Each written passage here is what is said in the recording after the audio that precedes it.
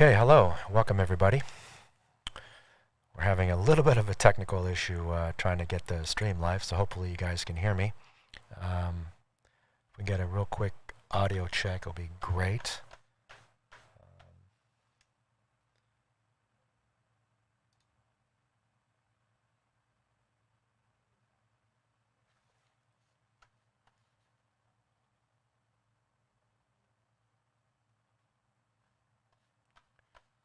See if you guys can type in the chat if you can hear me.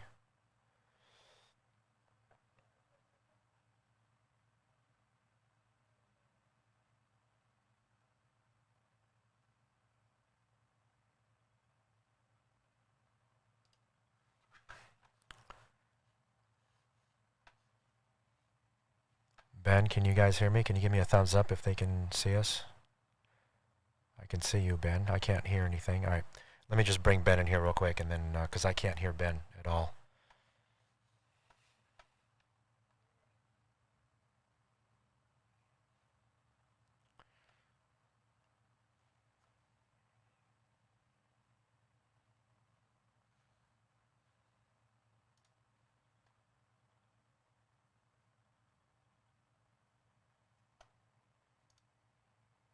Okay, I need to figure out what's... Okay. All right, here we go. Ben, can you hear me? Okay, can they hear me in the stream? They can. All right, so... All right, well, sorry about that, guys. So welcome. I'm Ron. Welcome to the Roundtable with Ron and Ben, where today the topic is going to be simplicity, how to trade it and not blow your account. And with that being said, let's get Ben in here.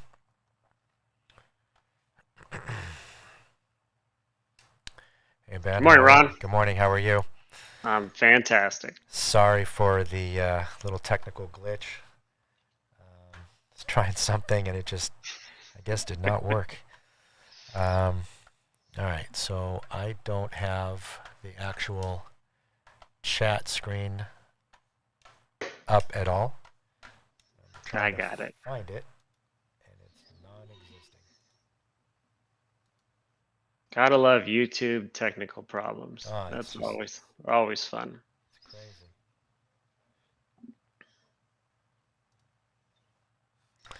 Yeah, I can't. I'm not going to be able to see the chat at all. So, Ben, you're going to have to man it, and I apologize for that. No worries. That's what I'm here for. All right. Moderator. So, first order of business, let's talk about basically getting a quick setup on the simplicity chart. I know some questions came in about that, wanting to know how to do that. And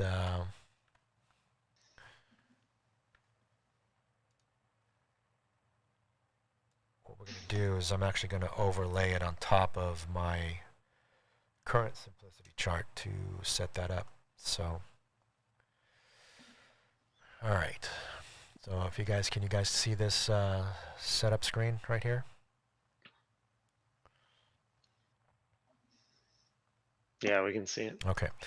So I'm sure everybody knows how to click on the new in the control center. I don't have that screen available, but I got to this screen by clicking on the new and then chart, and then this popped up this screen. We're going to select NQ as our market. We're going to select the underscore simplicity NQ template, and it's going to be a,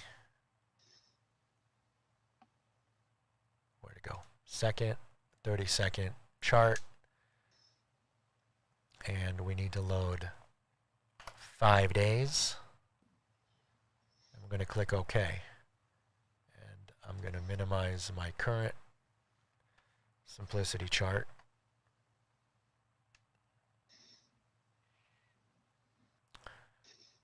And it's kind of loading and locking everything up in the process.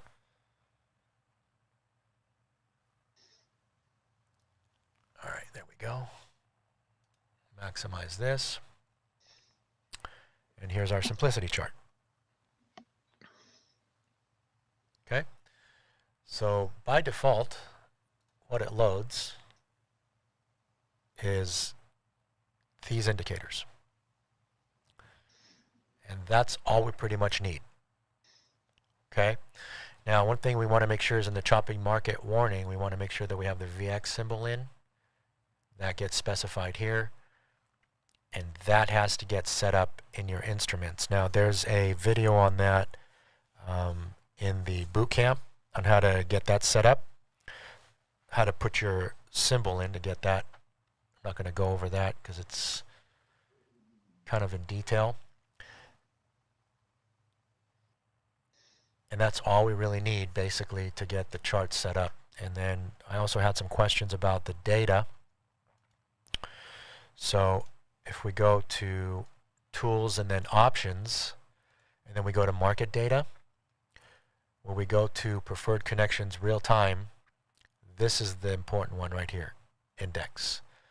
And it's got to go to wherever you're getting your CBOE data, which I have IQ Feed set up. So you got to make sure that you are connected to IQ Feed and set up there. So let me cancel out of here really quickly. And in your connections,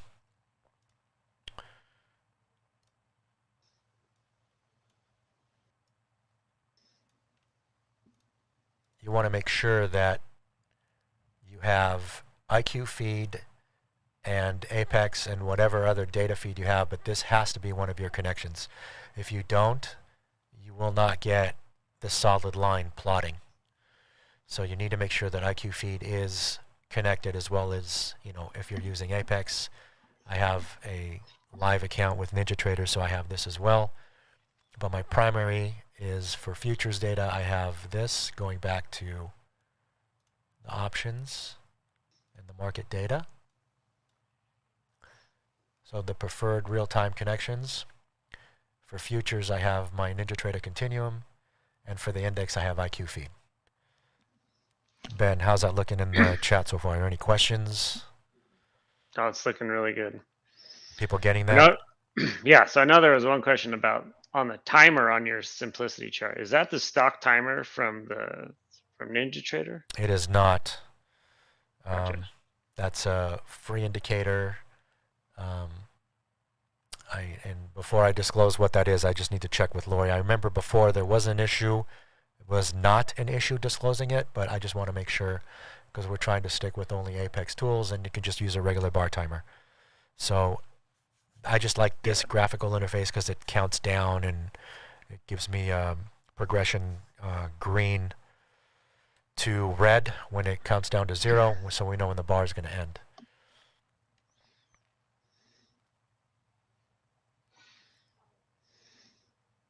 So are we okay with the setup portion of it? Yeah. And in the Apex bootcamp, there's a number of detailed videos on how to set up the simplicity chart. They go into a lot greater detail. We didn't want to focus too much time on setting up the chart, because the simplicity chart is pretty basic in and of itself. I know on my simplicity chart, the only thing that differs from what's on the screen right now, well, actually it doesn't differ, is the I zones. And that's an indicator you can add just by going up to the indicators and add in the institutional zones. And that's what this is right here. And those are the thicker green and red lines on the chart. And I also added some other things on here as well that I'm copying off of the 30 tick, which is where you see this TX indication here, and also the mini magnets and the ZOIs. Those are coming off the 30 as well.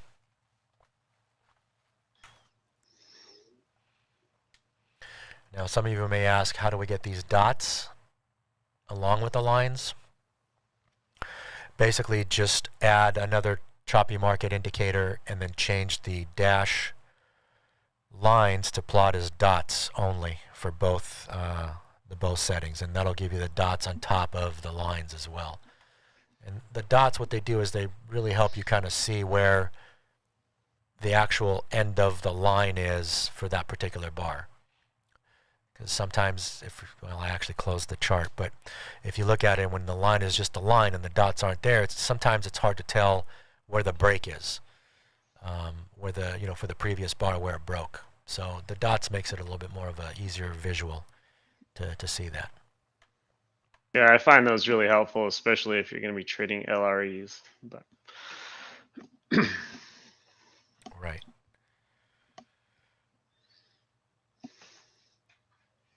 So are we covered with the setup? Is that good? yeah. Okay. So I guess the first question is, why do we blow accounts when we trade simplicity?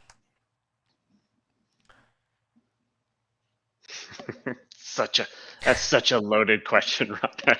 I like it. Good. Then I'll let you answer it, Ben. And why do we blow accounts trading simplicity? Well, let's take it's a multi-pronged answer. So one of the great things about simplicity is it can really catch some amazing runners, and we've all seen them. We've all looked at the simplicity chart and just seen the the great runners. One of the downsides of simplicity is the losses can be larger than maybe one would like, especially if the market is really, really moving. Because if you follow the rules to a T, if you get some really big movements and take simplicity trades, your risk can be very large. But also the payoff can be very large. On a high volatility, you're going to get bigger runs. So one of the things, I've blown accounts trading simplicity. The risk kind of gets too large, and I make some mental mistakes, and it kind of taking those big losses sometimes is hard to recover from. But then also I've funded accounts trading simplicity. You get some really nice runs, but the risk is the big thing. And so that was one of the reasons why we decided to do this podcast, is because we know that people trade simplicity, and we know that there's people who struggle with simplicity and people that do great with simplicity. But it's hard to manage that risk in some of the simplicity trades. We have ATMs that we use, but sometimes that stop can be 50, 60, 70 ticks. Depending on like the volatility of the market. So that's why we're kind of here today to talk about how to manage that risk, and to try and to mitigate the downside of simplicity, because simplicity is great. It's a great indicator. It's a great tool to use. It catches some really good runs, and we're hoping just to add a little bit on to maybe what uh, people are considering when they're going to be trading simplicity in a trial account or a funded account. And hopefully we can drop some gems along the way.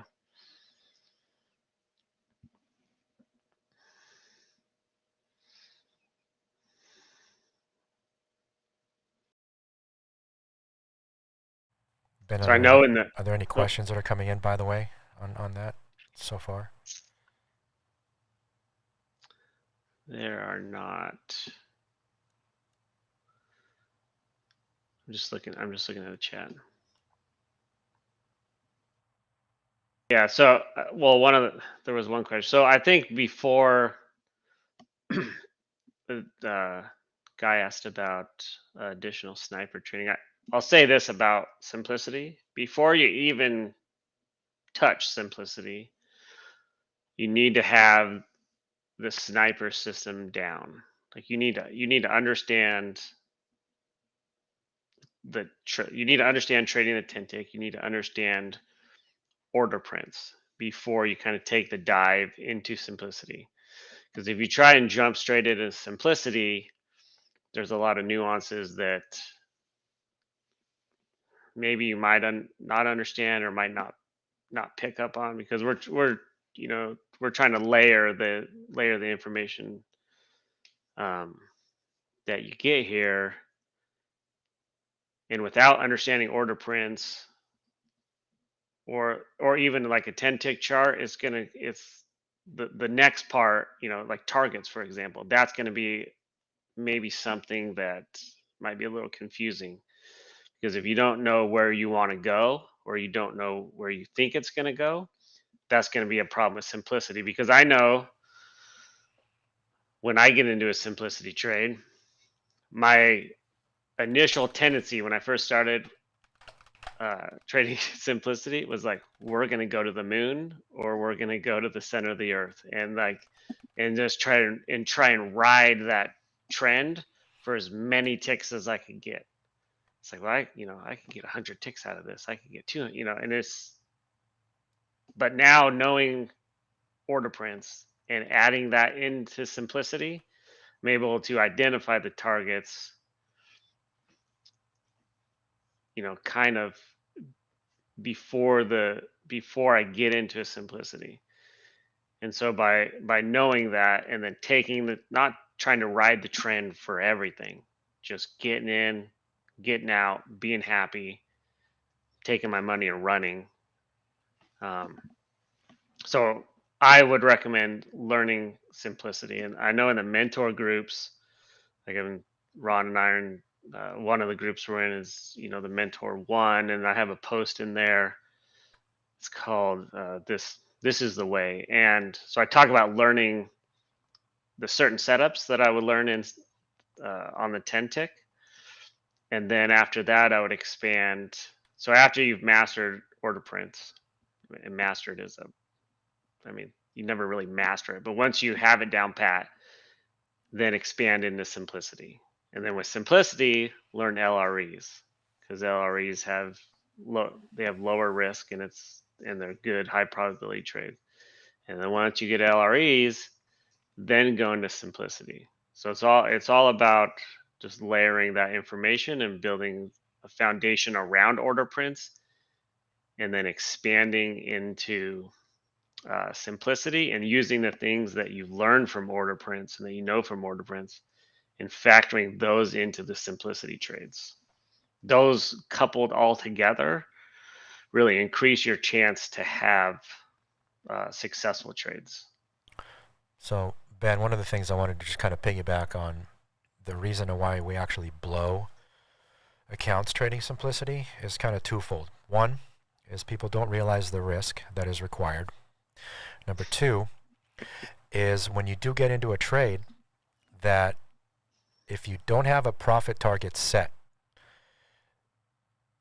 that is set into a place that is close enough to get you some decent profit before your trailing drawdown catches up with you, that's where the mistake is made. Let me kind of expand on that a little bit. Let's say we're going to trade a 25K, a 50K account. The drawdown is 2,500. Okay, so someone's going to go and they're going to trade 1 or 2 minis.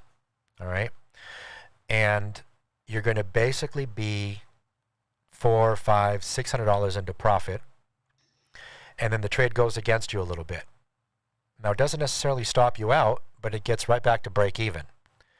Well, if you get to break even and then you actually end up getting stopped out at break even, your trailing drawdown that was at 2,500 is now at 2,000, because you went $500 into a positive side, and you did not close the trade at that profit, and then you let that trade go against you, and then you closed it.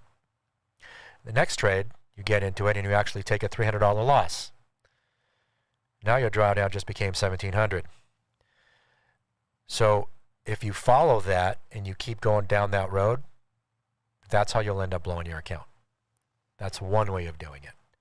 The other way is trading too big or too many contracts, taking too much risk in relation to your account size. And I hope that kind of makes sense. Do you have any questions on that, guys that are in the room? And I think we've got like close to like 80 some odd people in here, which is great. 90. 90. Okay, It's a fantastic. record. So yeah, let's get to 100. That'll be great. And while we're on this and you guys are thinking and answering a question, if everybody can just hit the like button, that would be most awesome and very much appreciated, because that really helps us. We're trying to get as much of this content out to as many people as we can, because we know that at some point someone's going to be able to benefit from this. So For sure.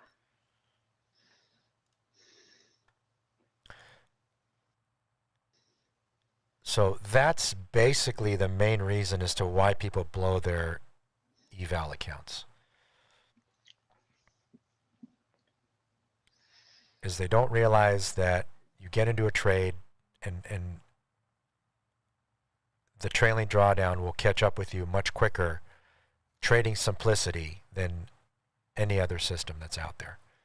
Unless you manage your risk, which will be the next thing that we're going to talk about, is how do we, actually not going to be the next thing. It'll be one of the things that we're going to talk about is how to actually, set up your risk parameter to know where you can trade it and keep your account basically alive.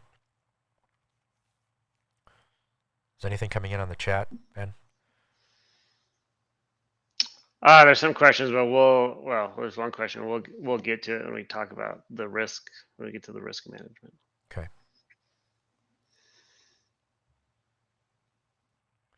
And then once you get into PAs, the way to prevent blowing your PA is kind of the same, but we also talk about how to build a buffer without taking any withdrawals, without pulling any money, until you have a significant buffer.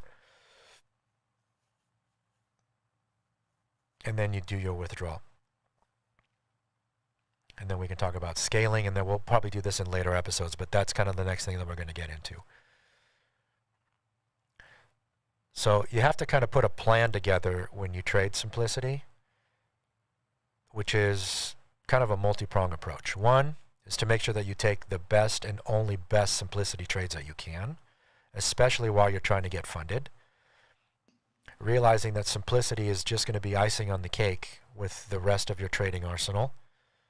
Because, unless you're looking to just get funded with simplicity, then know that it's going to take a while.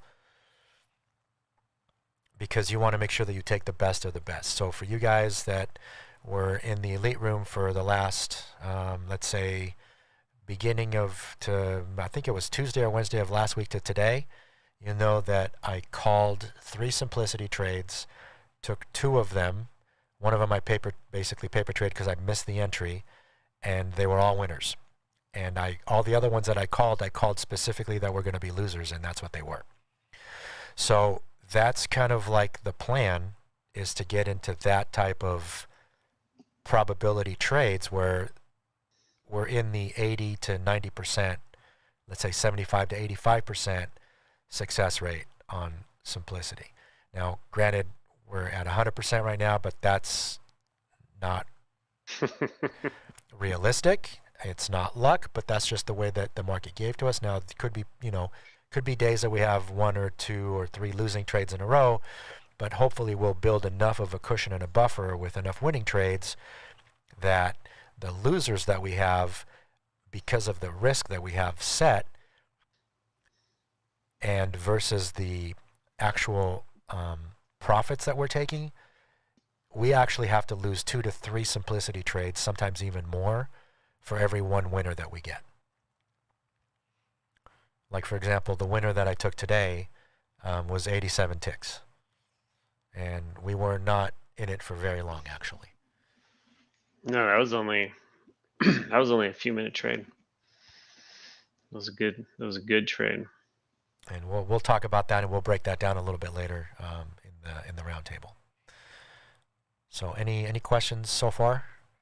So Stephen asks, is simplicity something like the 20 and 50 EMA crossover? And let me answer that. It is nothing like an EMA crossover. So we don't, with Apex, we don't use any kind of moving averages.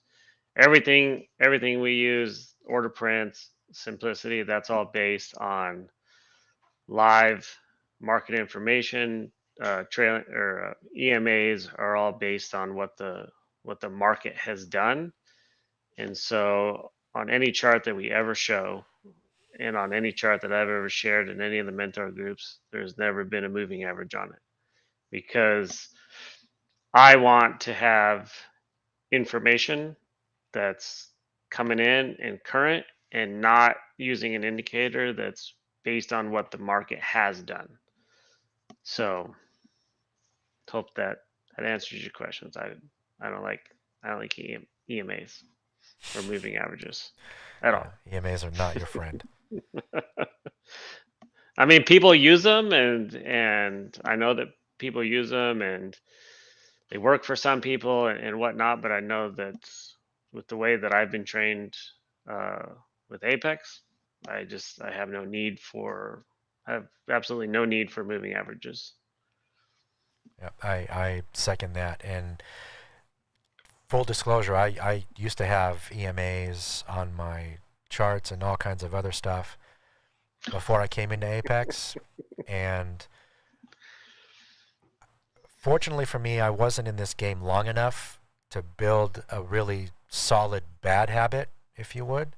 So I was able to strip away whatever I was doing and easily accept and adapt the Apex system, which I've proven to myself that works. So, and that's one of the things that we go through in the Trader Transformation series, is how to basically break all old habits that we know don't work. Because let's just face it, guys, if everything was working for us before, we wouldn't be here. And we wouldn't have looked for something else, and that's how we stumbled upon Apex, right?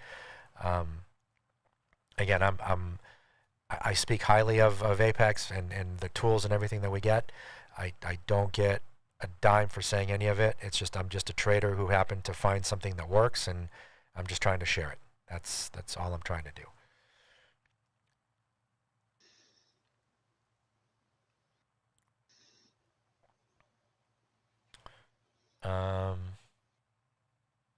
Okay, Ben, should we move on to the next risks? Trading simplicity, Yeah. we kind of covered it, so we can expand a little bit more. Yeah, let's move on to the risks.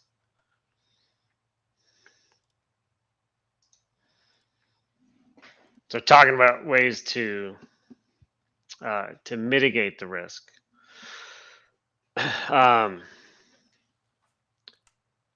So someone mentioned in chat earlier, but one of the easiest things to do to mitigate risk is to trade micros, right? So if you trade micros, like I know for me, I trade 2 micros on a 50K account, And that's what I do. And that's and exactly that's what I do. So I trade 2 micros on a 50K account. so knowing that we're taking quote unquote the best of the best on this simplicity trades, we can chip away at the profit we need to reach the goal to get funded. But we also keep our trailing drawdown in check, where we don't have to worry about, hey man, if this simplicity loses, like the account's toast.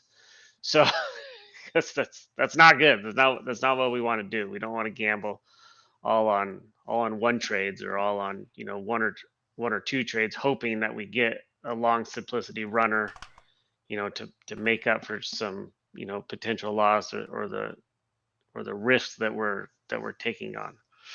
And so micros is the simple answer on how to mitigate the risk.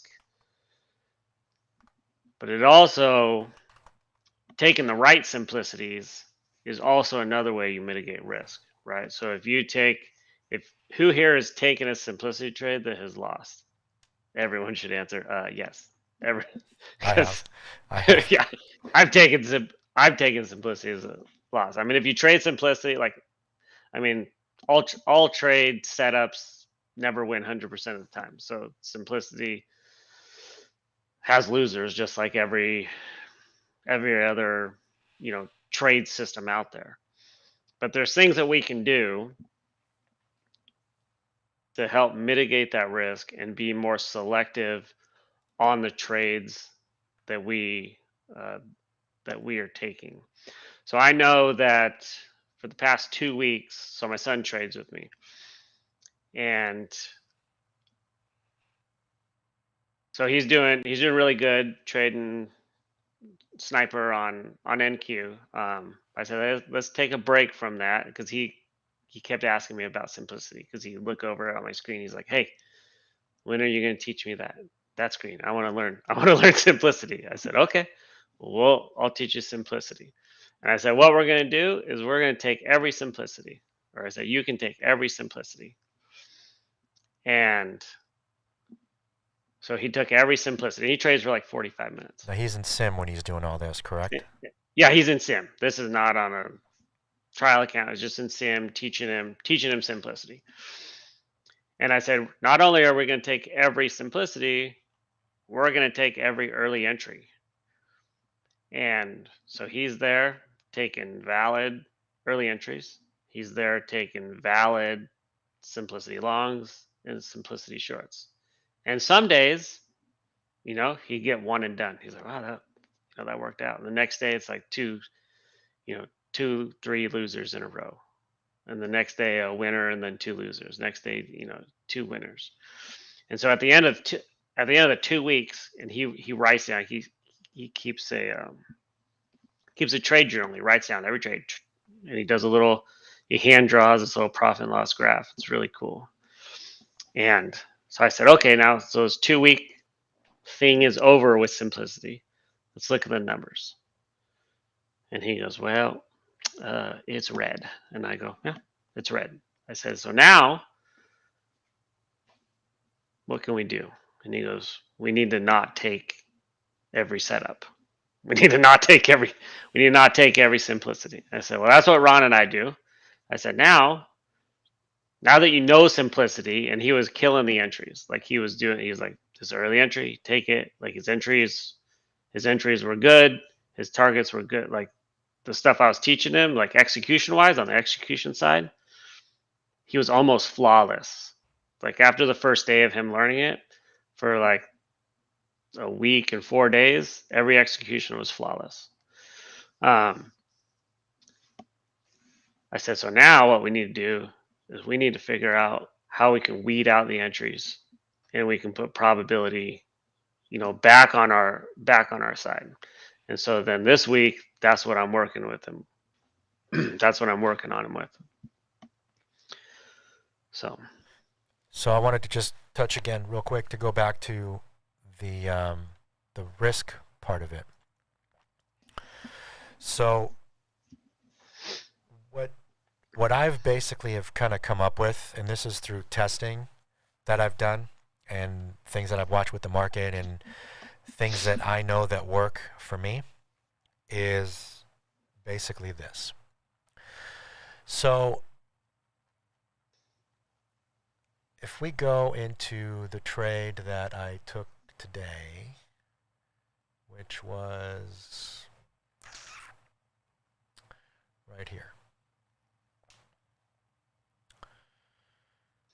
So here's my target, here's my entry. Okay, so let's kind of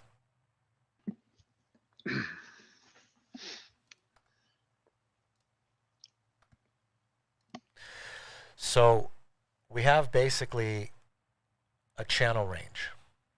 Okay, so I was looking for this consolidation started to build in here.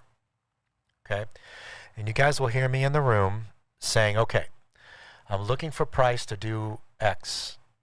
And at that point, I was looking for price to break above, I think originally it was 11,830.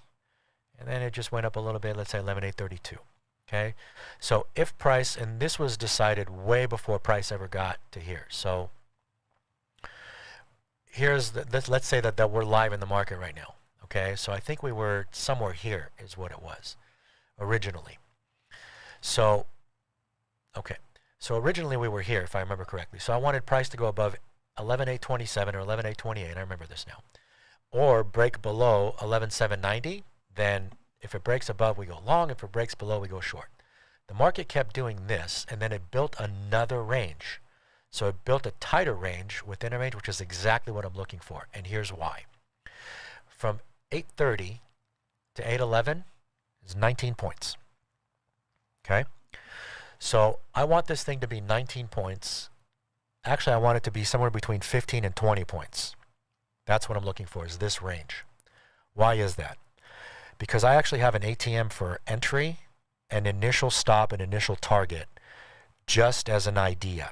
Now, my target, I always look for at least 20 ticks. 20 points, sorry. So when I get into a simplicity trade, if I don't have a 20-point target in sight that's easily reachable, there's a very, very good possibility that I will not take the trade. Okay? So here's what happens. When I'm in this range, I know that my risk, again, how did I come up with the 15? All right, so let's do this. Get my calculator up. So 15 points times 4 is 60 ticks. So I know that my risk is 60 ticks. I'm trading micros. It's $30 per micro contract. I'm trading 2. It's $60. My initial risk per trade is $60. Okay? That's my initial risk. Forget about the target at this point. It doesn't matter because we know we're shooting for 20. Okay? So if we have $60 for risk and we have a $2,500 drawdown divided by, now the way I did this is I had my drawdown and I said, okay, so I'm willing to take every single losing trade for 7 days in a row to blow an account, which is, again, anything is possible, but the likelihood of that happening is very, very unlikely. Okay, so if we know we're taking the best possible simplicity trades that you guys have seen me take, let's say they all fail. Okay, we're not taking every single trade, we're just taking the higher probability trades, and they all fail for 7 days straight, then I blow the account, then something is definitely wrong. Okay? So let's just keep going down that path for a second. So the drawdown is $2,500. I'm basically willing to give 7 days of, trading days, which is almost 2 weeks. That means it's $357. Let's call it $355. So $355 divided by 60. That's almost 6 trades a day. So that means that I can lose 6 trades a day for 7 days, and I'll blow my account. Does any of this make sense? I mean, you guys kind of see why it would be almost impossible? Again, anything can happen. The markets can do crazy things. But the likelihood, based on the probability of trades that we're taking, the likelihood of this happening is very, very, very slim. But should that happen, and if we get to day 5 and we've lost every single trade, then we need to reevaluate what we're doing because something is definitely amiss. Either we're reading the market wrong or something. And Ben and I are going to be looking at each other, and we probably won't even let it get to day 3 because that means we've lost, well, basically 6 trades, which is kind of like with the basic sniper rules, right? It's the 6-3. So maximum 6, I think, is it 6 losing trades, right? Is that what it is? Or is it? Yeah. Yeah. Correct. So 6 losing trades, 7 days in a row, that'll blow a 50K account. You guys get that? Does that make any sense to you guys or what you're watching? The people that are watching? Yeah? Yep. Okay. So, and I even understood it. So if I understood it, I guarantee you almost everyone else did. Ben, my 2-year-old daughter that barely speaks English understands it. That's good. I'm just kidding. Okay, so that's kind of how I started this whole plan on where I start with the risk. Now, that doesn't mean I have to start off, trading a mini. And again, it's like what Daryl does. He's one of like very, very, very select and elite few with what he does. I don't know of anybody that does what he does. Excuse me. And when I saw him, what he was doing, I was like, okay, great. I'd like to do this, but I need to scale this down to what's on my level. Okay. And my level is this. My level is trading 2 micros. And if it's too much for you, then trade 1 micro. Okay. If you want to give yourself a bigger buffer, let's say you want to take 2 weeks, 14 trading days to blow your account at 6 losing days, at 6 losing trades a day. Trade 1 micro. And now you're only risking $30. Roughly, because don't forget, this changes. Okay, sometimes it's 15, sometimes it's less, sometimes it's 17, 18, sometimes it's 20 points. Okay, but if we have 10 points, okay, of a difference, that's 40 ticks times 50, it's $20. So it's only another $20 per contract if we're adding another 20 points of stop. Okay, so you kind of see how the risk with micros is relatively small into the size of drawdown that we're trying to trade against. Now on my 300K accounts, for example, I'll trade 1 contract. I'll only trade 1 mini on my 300K account. So people are thinking, well, that's not really all that much. It's just 1 contract, right? Right. But the thing about it is that the risk is about $300 per trade, and the reward is about $800 when you reach the target. Now, when you're working against a $7,500 drawdown, that keeps things into perspective, right? Does that kind of make sense?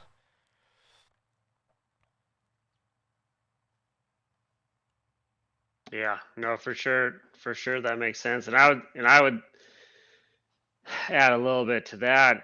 If you get into a simplicity trade in a trial or a live account, and as soon as you hit that trade button, you are nervous, then your risk is too high. If any time that you are in that trade and you're not thinking clearly because you're worried about the risk of the trade, then your risk is too high. That's a And so you need, great point, Ben. That's a great point. And I want people to really take that and internalize that for a second and think about it. If you get into a trade and all of a sudden like, oh my God, what if I lose? What if this thing, I'm going to be out X amount of dollars or whatever it is.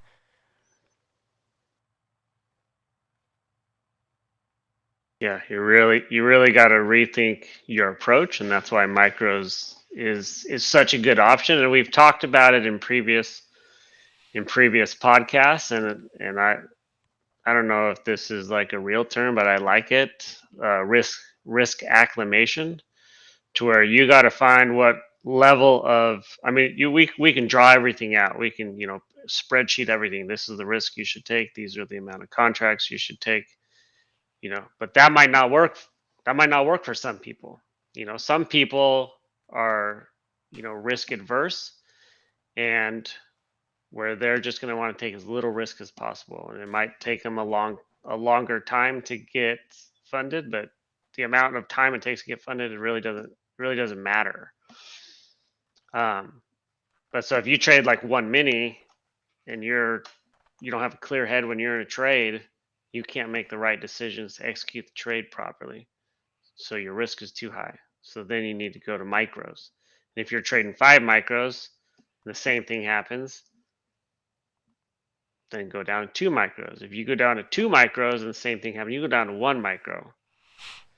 And so you got to find the risk tolerance that is acceptable. One, that is acceptable for the account, because sometimes they don't always jive. Because way back when I got a 300K account and I did all the math, very rudimentary to what Ron does, but so then I decided I could trade, I don't know, I think it was 4. I mean, I've learned a lot of lessons since then, so give me a little a little grace here. And I remember getting into a simplicity trade, and I immediately just fell apart. Not immediately, but like as the trade progressed, mentally, I just became not unstable. I mean, my wife would say I'm mentally unstable, but during the trade, it was hard to manage the trade because I'm like, well, if it goes against me, I'm going to lose this much. But if it goes against me, I'm going to win this much. Where my target, and it was just it was not good. It was not good execution. And so by finding that level of acceptable risk is really key, because then once you know that you can manage the risk and manage the trade while accepting the risk, then you're able to it really opens things up for you mentally to where you can start seeing things on the chart, because in the back of your mind you're not like, well, if I take this simplicity trade it's going to be like, and then I'm going to lose, and then if it loses, and the mental spiral can get out of control. So you got to find that level of acceptable risk and then execute the plan from there. Yeah, because you don't want to deplete your mental capital sooner than you should have to. That's so true. If that makes any sense. So, So go ahead. so now that we've talked about kind of the risk and the ways to mitigate risk, right? The easy option is to go to micros. Um, what we talked about, what Ron talked about, and I was sending a message. Him and I kind of chat during the trade day, and so if we go back, can we go back to the simplicity? We kind of talk about like our trade selection on simplicity. I think we can roll into that to the next segment there, unless you had something else. Nope. Nope. That's perfect. So let's go back to that simplicity.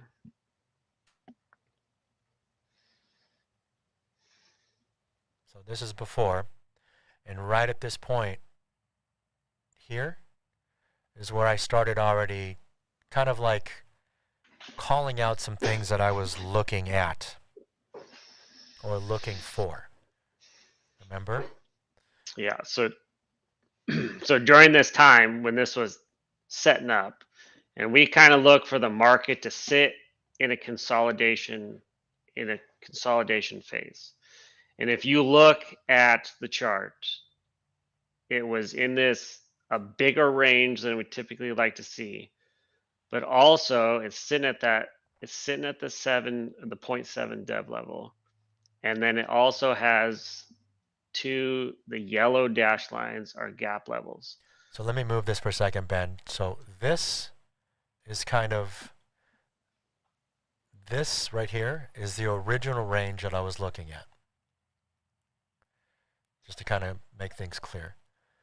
The problem that I had with this, and I was expressing this to Ben as we're going back and forth, was just what Ben was calling. The 0.7 is right smack and literally in the middle, along with these two gap lines and my wall right there. So what does that mean? That means that if we break out in either direction without any real certainty, price is going to get drawn right back into it, which means our simplicity is going to fail. And that's one of the things that I actually called live in the room as this was developing, that I was really concerned about having to take a trade coming out of this particular zone. Right? Yeah. Yeah, that's what you talked about in the room. So one of the things about the market is, it's so I've heard it called, it's the market needs to do price discovery, right? So, and the orders do that. So the orders dictate price discovery. And this range here, where it was a big isolation, and I was talking to Ron. I'm sending messages while he's trading. I don't know how he does announces in the ER and then deals with me sending a message, but he does it. So we're looking at that. We got a big range. We got a big area where we don't like it, and the market really hasn't done proper price discovery where it's bouncing in a bigger range than we like to see. Because remember, when I was talking about earlier, I wanted to see somewhere between 15 to 20 points from top to bottom. From here to here, from 791 to 828, it's like 30 points almost. So a little too uncomfortable for me. But I still look at the market and I still wait to see what happens, right? Go ahead, Ben. I was answering. It was answering your question, chat. Oh. And so we decided to sit on our hands. So we're sitting there, like we don't like the conditions, and that was one of the things that took me a long time to learn. Is if I don't like something, then don't take the trade. And don't look for something, and don't try and force a trade, because every time you hit the trade button, it's so easy to justify the trade that you just took. And then after it loses, you go back and you're like, son of a gun. I didn't like that trade. I didn't like the setup. I didn't like the price action.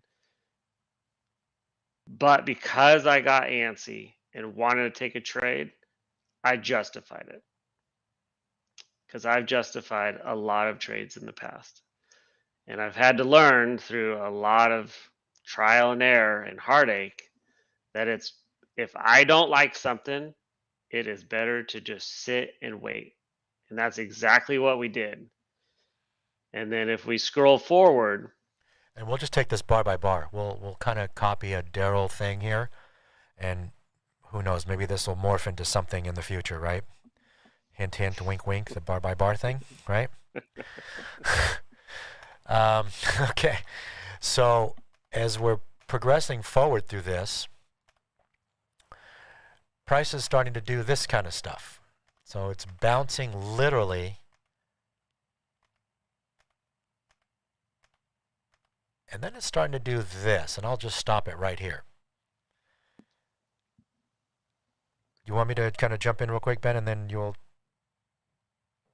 And yep. So one of the reasons why we like to see one of the reasons I like to see, and Ron probably does too, is the tighter range, is because the big guys who are going to move the market right now, when the market goes into a tight range, which is what it's doing, right? If you look from this point right here to where we are here now, I'm going to move this, because remember, this is our range that we had before from these dashed dotted red lines, okay?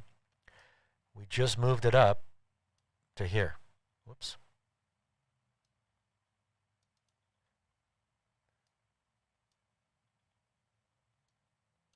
Come on, trying to grab it. Seriously? it's making you work for it. There we go. So from the top of this red eye zone to the bottom of this green candle right here. This is the new range that it's just creating. So now it took our almost 30-point range from 811 to 831. So now we're down to 20 points. So we just knocked 10 points off of our range. Now we're in much, much more quote-unquote comfort level with our risk and where we want to go and what we're looking for, right? So when it's in this range, right? So now the market is isolating and giving us a situation that we like, and it fits our setup and our risk parameters. And that's one of the main things. Like this setup coming up, this fits our risk parameters that were predefined and are written in stone. We actually chiseled. There's a stone out back. I chiseled it. No, I'm just kidding. But the risk, like So we like this setup. The risk is there, and the range is there. And one of the reasons I like the range is because you got to remember the market needs to do price discovery, and the guys who are going to move the markets, it's not one guy, but the people who are going to move the market, they want to get, they want to scoop up all those stop losses. They want to sweep out all those retail traders.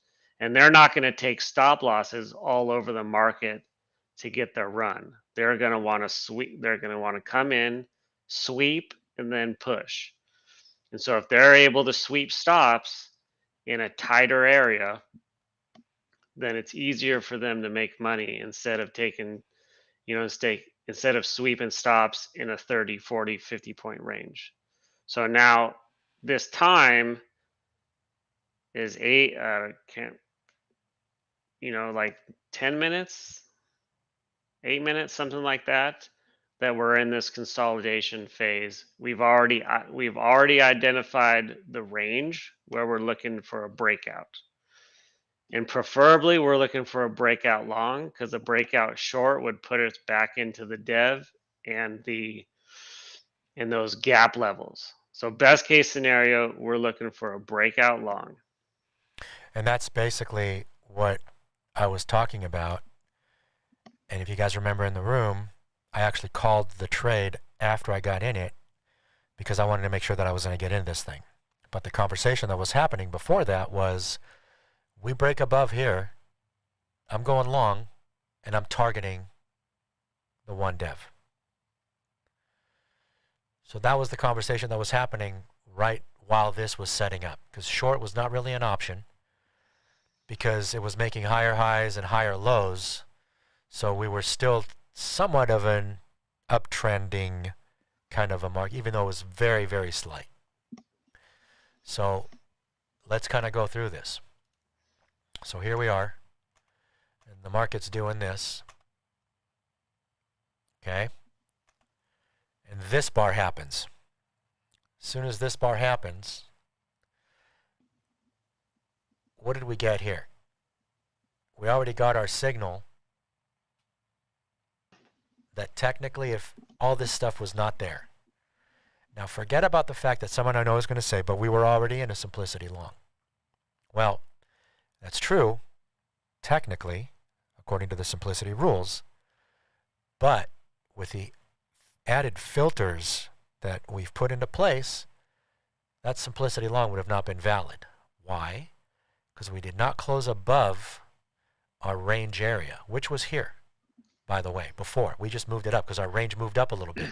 But if you remember before, this was our top of our range before. We did not close above it. No trade. Here, when this started filling up and this started basically building, and this is where tick strike comes in, by the way, guys. Tick strike was lighting up green for me into the parameters that I was looking for with the way I have it set. I said, Ben, I'm going in. I'm in this trade. I actually got a little bit of slippage.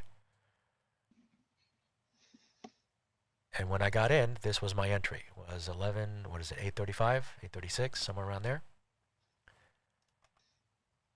We got in at 1023. And right here, this was like really close to taking profit. And I even called this in the room where I said, oh, I might be tightening up my stop, but I didn't. And I actually even said I made a mistake. But because I made the mistake, I said I'm going to keep my stop still back at my 15 points. Okay, which, by the way, I never really moved it. But if we go back to the actual live replay of the actual trade itself, which will be posted in another video for today's session, Elite Room session, you'll see that I actually left my stop. I never really moved it until I got somewhere around here. And then it did a little bit of this stuff, and then eventually it hit target. And I was out right there. So I was in this trade for 5 minutes, 5.5 minutes.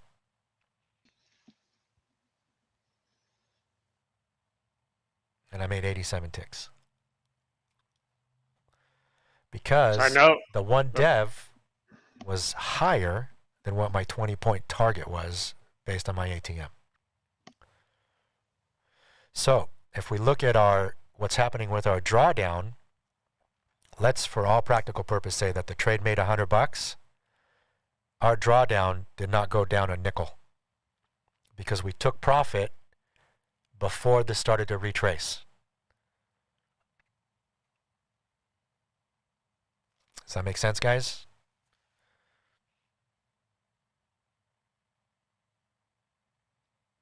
What's the response, Ben?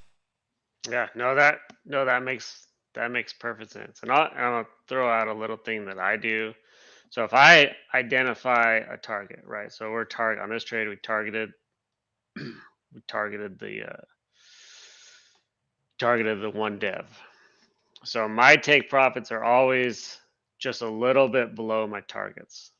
Just on the off chance that the market did what we saw it do, where it goes right up to the dev and then retraces a little bit, and eventually 30 seconds later Sorry, it went up. I took that screen away from you. So yeah, right here. Oh, sorry. So And here, then let me zoom in a little bit so that.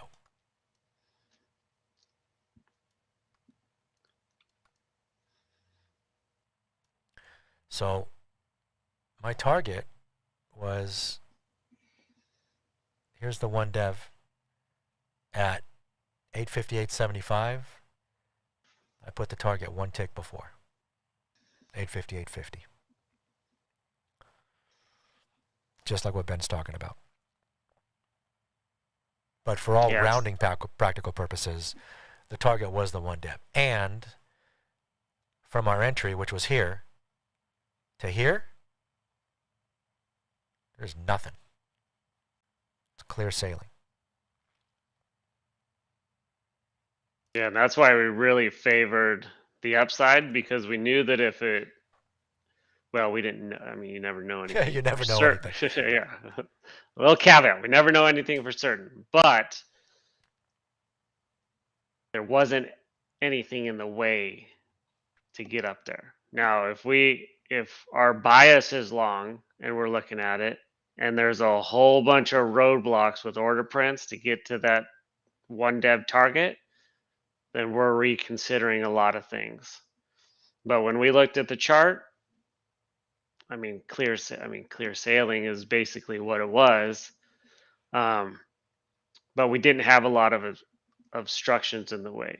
Now, on the flip side of this trade, if it would have went short and we're going back down to the 0.7 with the gap levels, that would have been a different story down here.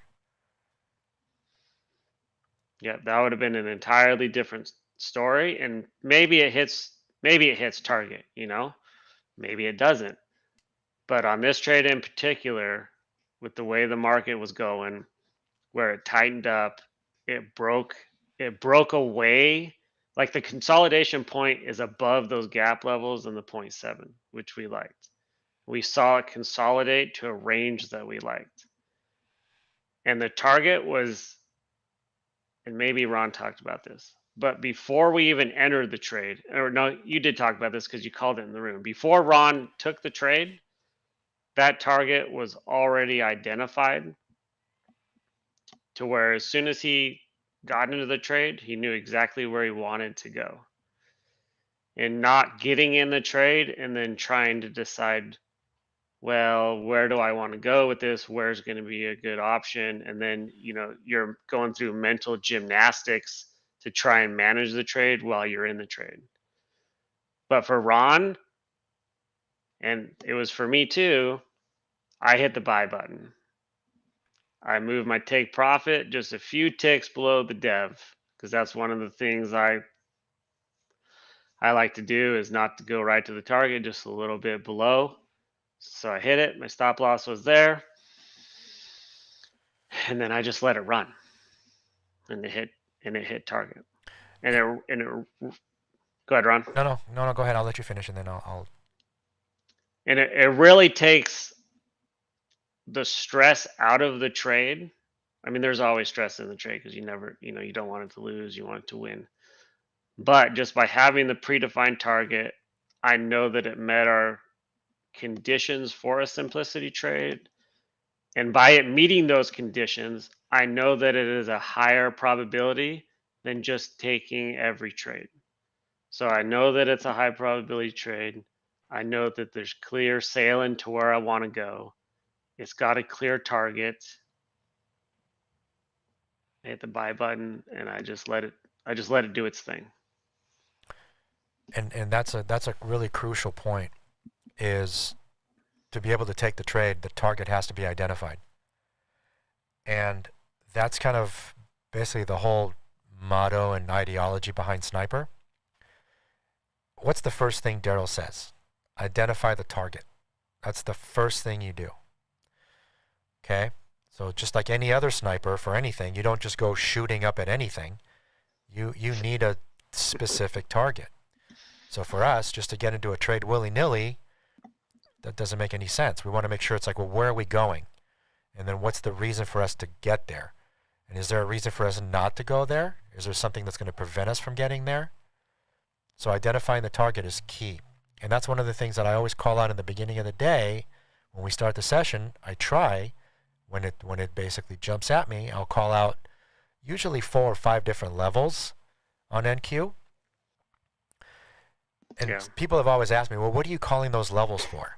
Well, right now they may mean absolutely nothing. But if we're about to get into a trade, it's going to mean the world to me.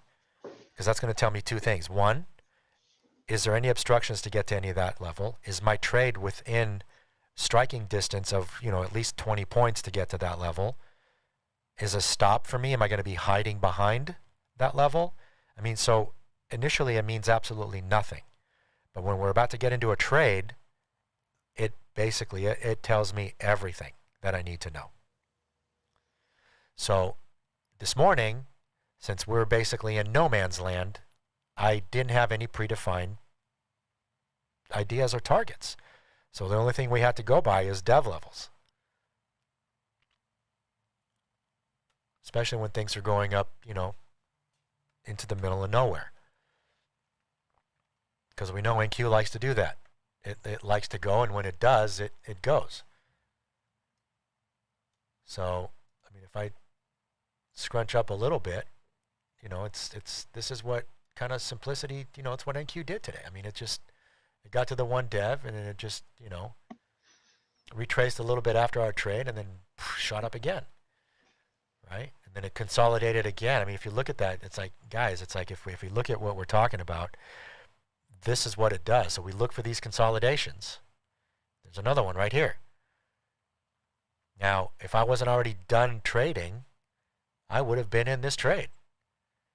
Yeah, it breaks that. It breaks my that other consolidation. gap level. Yeah, breaks the consolidation, breaks the gap level. Now, do I have 20 points to my target? Oh yeah, absolutely.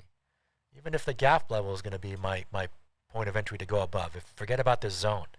If I break above the gap, which is 888, what do I have to this wall? 910.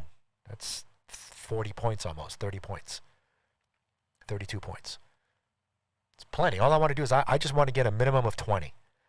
If I can get a minimum of 20, I'm going to keep my account alive. Yeah, so one thing, if you look at the simplicity chart right now, it's easy to sit back and say, well, look at all those simplicity longs. If I would have just taken like every simplicity long, I would have been, I would have made a bunch of money. But we all know that the market doesn't always just, it's not always on a mission to go up, and it's not always on a mission to go down. I mean, some days you'll get just crazy chop for an hour, 2 hours. You just don't know how the market's going to go. And so when you look at a chart like this, it's really easy to say, well, let's just take, the simplicities, and they're always going to run for 20, 30, 100 ticks. But that's not the case. And so if you're going to trade simplicity in a trial account or a funded account, those things that we're talking about, those tight consolidation zones and identifying the targets, that's going to increase your win rate taking simplicities.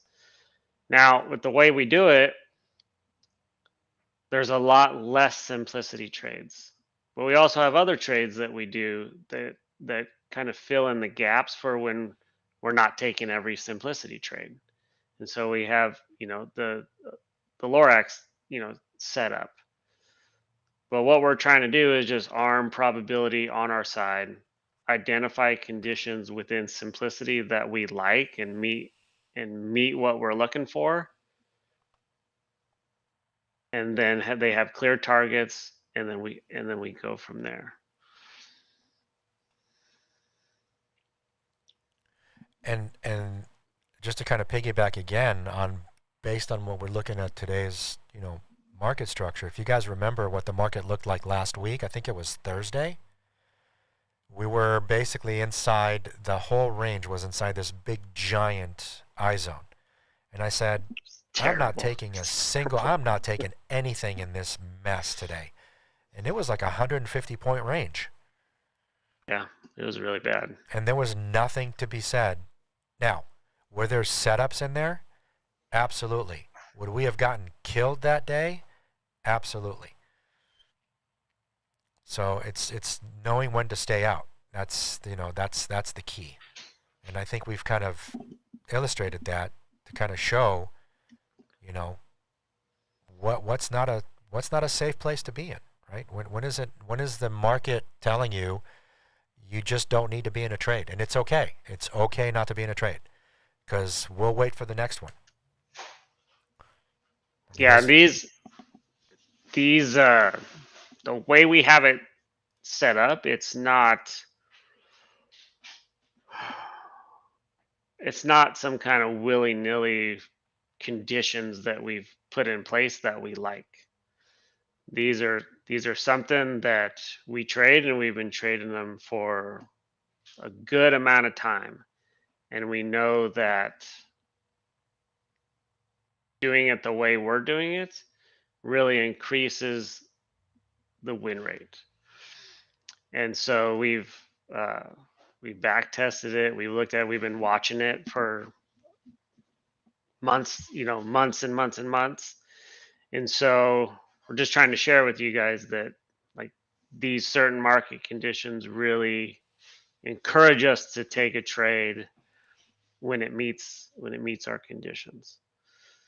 So if you're going to trade simplicity, and you're just starting out, or have a trial, or newer to simplicity, these are the setups that I would take, rather than try and just take every simplicity. Because if you take simplicities and you get a string of runners, or a string of losers, it's easy to say, oh, simplicity doesn't work. I mean, it's easy to say that with any system, but we want to build consistency with simplicity, because then you start to trust not just the system, which is really important, but you also trust yourself in taking the trades. And that's also, super, super important, having that confidence in the system and yourself to do the trades. So I got a question. I mean, did you guys find this beneficial? I mean, do you guys kind of see now how to basically not blow an account anymore? Do you see how it's possible to trade simplicity and have it work in your favor?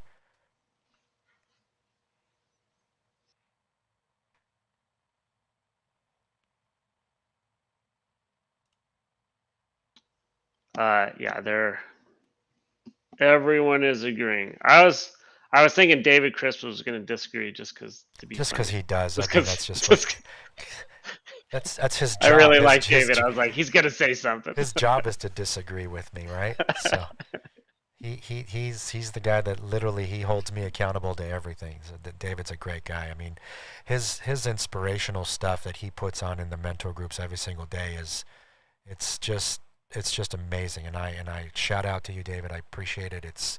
You have no idea. I read every single one of them every single day, and it's a huge inspirational boost to me on a daily basis. So thank you for that. I appreciate that.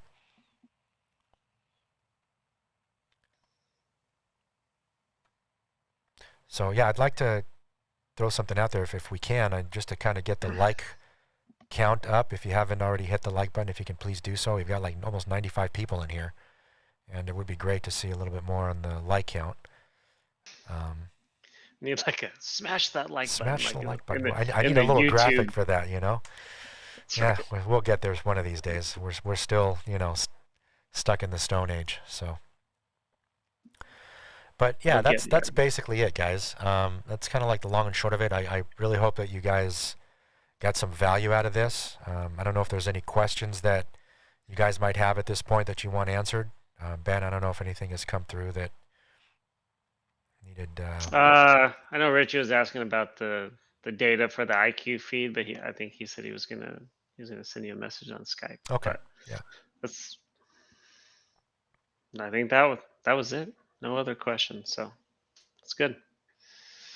We either did a really good job answering all the questions, or we left everyone confused. Exactly. I'm gonna go off. I'm gonna go with the latter, though. Yeah. Well, that's because you're the optimist in the group, so that's what you go with.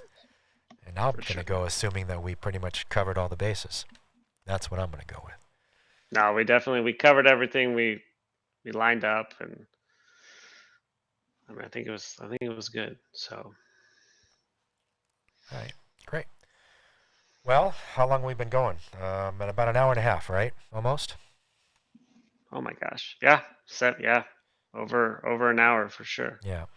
So it's good. Good. I think we got some good coverage. If you guys found this helpful and you want to see more things like this, by all means, let me know. I mean, it's through conversations that I have with you guys is how these topics of discussion come up, right? So we're going to continue doing these things, and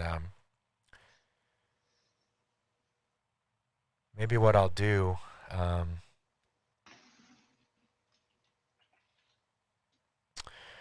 Ben, I think what I'll do is, since the sale is up tonight, maybe what I'll do is I'll get a 25K account, and we'll just trade 1 micro with simplicity on it and see where we can take it. Yeah, that's a good idea. We'll do that. I think we'll do that. Oh, real quick, Ron. So Yes. on the ATM. Yes. So I'm not exactly sure what your ATM is, but I know for me, so it's a 50 tick stop and a 40 tick target. But so when I enter the trade, that's the ATM. But those all, like today when I got in the trade, I executed. I moved because I had a predefined target. I moved the target, just right before the dev, and then the stop loss. I think with the stop loss I had, it was below that range, and so I didn't have to move it. But I don't really like to move my stop. I like to keep it, because if you get in the habit of moving that stop all the time.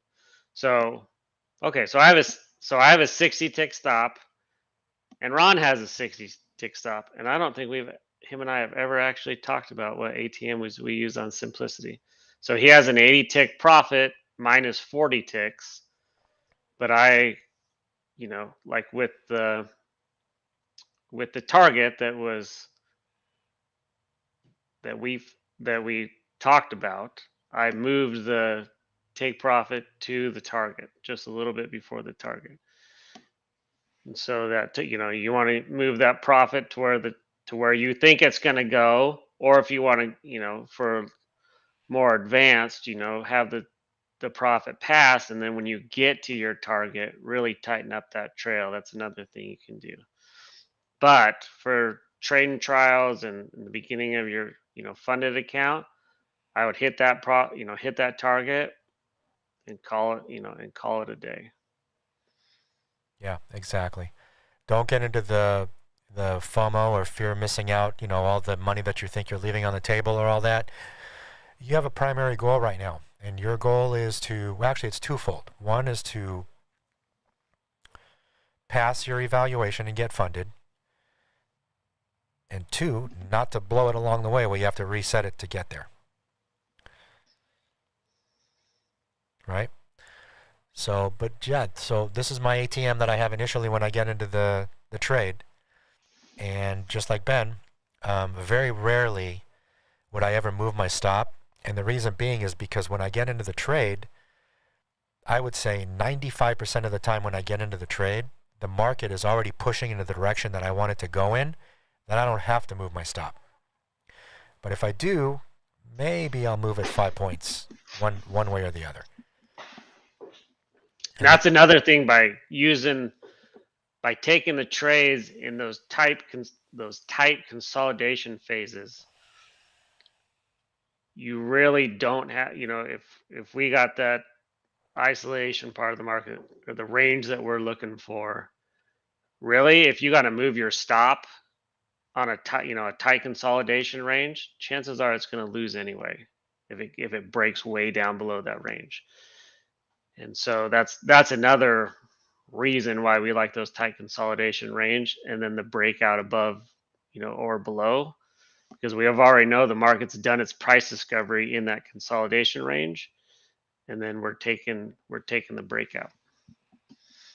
Now, the likelihood of that, once you get into it, to literally turning around and hitting your stop, it's very unlikely unless some major event hits the market, which is another thing too that, I mean, I guess we didn't really cover that, but for example, if we look at here, one of the things that we always look out for is, excuse me, when these big bars form, larger than what normal is. Okay? This huge bar is larger than all these other ones, even this one. Okay? So always something to kind of throw caution to. And when you're in a really tight range, if we go back to our trade, when you're in a really tight range, if a big giant bar was to show up all of a sudden, okay, forget about the fact that it actually showed up here, but that's what got us into the trade, but we're already in the breakout. So we broke above our actual zone. But the likelihood of this thing, the next bar, being one that's twice as big going to the downside, it's highly unlikely, but it could happen. And that's why we have the stop where I do, and that's why I probably won't move it until the trade actually starts to progress. Then I'll readjust it. So initially when I get in, I'm willing to take a 15-point loss if it goes immediately against me. And then once a bar or two develop, then I'll actually move it to where it needs to be, which is right at the dot of the entry bar. So this was my entry bar, so my stop would actually be here.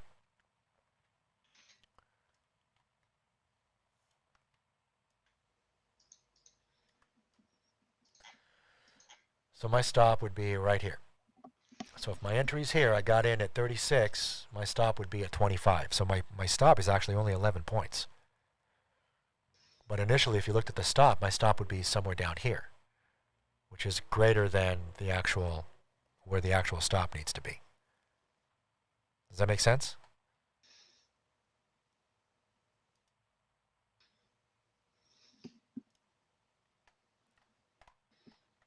Anyhow. Oh yeah, that definitely makes sense. I would just caution people not to get in the habit of, moving the stops to try and make the trade work. Yeah, Long if you have to term, move your stop, like let's say like 30 or 40 ticks, when we already know that by, the average is somewhere between 15 and 20 based on this, we know that the range is tight, so the stop doesn't need to be anything greater than 20, 15 to 20. If you find yourself having to put stop like at like 30 or 40 points, something is wrong with the entry.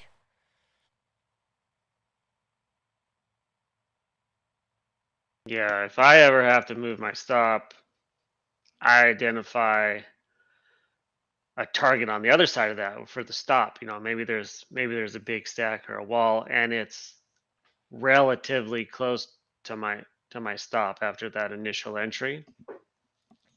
But other than that, I'd say 8 out of 10, 9 out of 10. I don't touch the stop until I get to the point where, I'll start, as the trade progresses, start trailing it. Okay. So let's look at this for example, okay? Just for fun. So if we were to take this, because if we were to take every single simplicity trade, and this was right after the open, okay? And we get into this trade because here's our setup, and then this is our trigger bar. So we would get in at 724, and our stop would be at 706. So what is that? 18? 19 points, right? So even in a situation like this, the stop is not that great. But let's just say, for example, we were not in a long, and this showed up right here, and this was our trigger bar, and our stop needed to be here because this was our setup bar. So our stop is at 737. Our entry is here at 779. That's a 50 tick stop. That's a big stop. Okay. So can you have those big stops? Absolutely. And Daryl will take these things all day long. But I'm not Daryl. So I try to tailor it in such a way that works for me. Because I'm the little micro trading guy.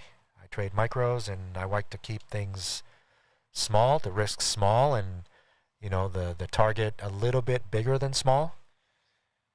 And one trade at a time, right? And as long as they keep winning, it keeps growing my account, and I don't really touch the drawdown, then I'll keep my account alive, and I can do this day in and day out, trading simplicity, which is basically what we were here to show you in the first place. All right?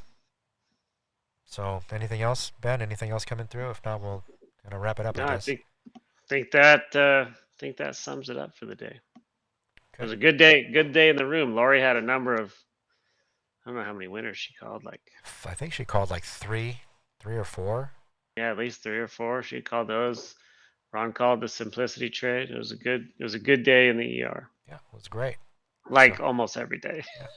So for all those non-Apex people who are joining us or will join us and watch this in the future, do come out and join us in the ER, the Elite Room. We're there Monday through Friday, 9:30 Central. I'm sorry, 9:30 Eastern to 12 Eastern every day, and that's where you get to see this stuff happen live and in action. And for all you guys that were here today, thank you. I really appreciate it. We almost got to 100 people in the live stream, which is really, really cool. Yeah, it's amazing.